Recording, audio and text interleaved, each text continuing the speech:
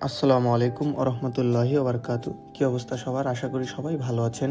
আলহামদুলিল্লাহ, আল্লাহর রহমতে আমিও ভালো আছি। আজ চলে আসলাম আমাদের সাতপার বাজারে। সাতপার হলো আমাদের ইউনিয়নের একটি গুরুত্বপূর্ণ বাজার। আজ এখানে হাট বসেছে। এই হাট সপ্তাহে 2 দিন বসে, রবিবার ও বৃহস্পতিবার বিকেল কেন্দ্রিক। আশেপাশের গ্রামের অনেক মানুষ এখানে হাট করতে আসেন। দৈনন্দিন প্রয়োজনীয় জিনিসপত্র থেকে শুরু করে গ্রামের নানা পণ্য সবকিছুই পাওয়া যায় এখানে। এই বাজারের অন্যতম আকর্ষণ হলো টাটকা শাকসবজি এবং দেশি বিদেশি মাছের সমাহার।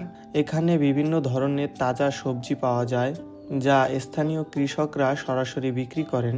দেশি মাছের পাশাপাশি বিদেশি ও চাষের মাছও পাওয়া যায় প্রচুর। তাই বাজারটি সব শ্রেণীর মানুষের কাছে বেশ জনপ্রিয়। কেনাকাটার পাশাপাশি অনেকেই এখানে এসে আড্ডা দেন, খোঁজ খবর নেন, সময় কাটান একসাথে।